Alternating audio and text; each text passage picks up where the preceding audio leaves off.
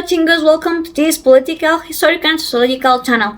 Today we're going to talk about how Austria wants to include the right to pay in cash in its constitution. Austrian Chancellor Karl Nehammer wants to guarantee his compatriots freedom of choice over the mode of payment and clear security of supply. He said they have realized that the traditional means of payment is very important to people, as evidence of the fact that 47 billion euros, about 51.8 billion, are withdrawn from his nation's ATMs every year.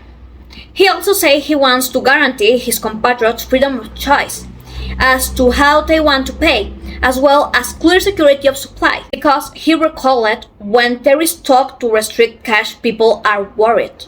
Nehammer explained that in Austria, 67% of payments under 20 euros, just over $22, are made in cash. In this regard, he stressed that this is people's real life. So it's his political responsibility to establish the framework conditions so that it remains possible. He asked Finance Minister Magnus Berner to work on this issue, while announcing a round table with the banking industry and the National Bank next month to address the issue.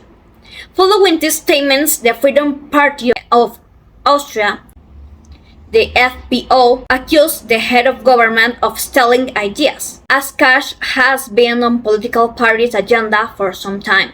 It should be noted that a two-thirds majority in parliament is required to amend constitutional issues, which means that the current executive formed by a coalition between the Austrian People's Party and the Greens Green Alternative will need to back in of the oppositions of FPO or the Social Democratic Party of Austria, SPO. Since January, the Eurogroup unveiled the requirement for implementing the digital euro. The Eurogroup made up the finance minister of Eurozone countries. This has reaffirmed its support for the digital euro inquiry, stressing that some of the designs and usage elements under consideration political decision making. The Eurogroup considers that the introduction of a digital euro, as well as its main features and design options, require political decisions to be discussed and adopted at the political level, reached the group's statement issued last Monday following a meeting in Brussels. Similarly, the communique addressed the need for the European Central Bank and the European Commission to inform the Eurogroup, the members of the from the EU on the progress in the creation of the digital euro, which is in research phase.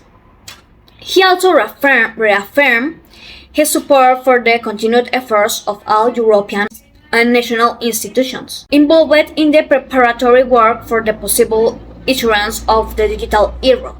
It listed the parts of the project that are still under scrutiny. The latest Eurogroup statement highlights a key tension between user privacy and anti-crime measures. To succeed. The digital euro must secure and maintain the trust of users, for which privacy is a key dimension and fundamental right.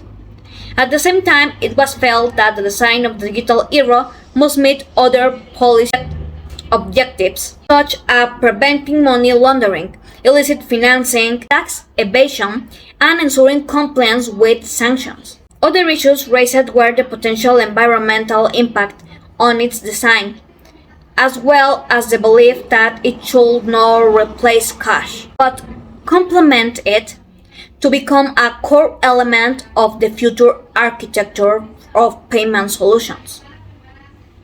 The group also hinted at what features our digital euro could have to make it competitive with traditional online banking, arguing in favor of exploring an offline function and scheduling payments to be made when predefined conditions are met.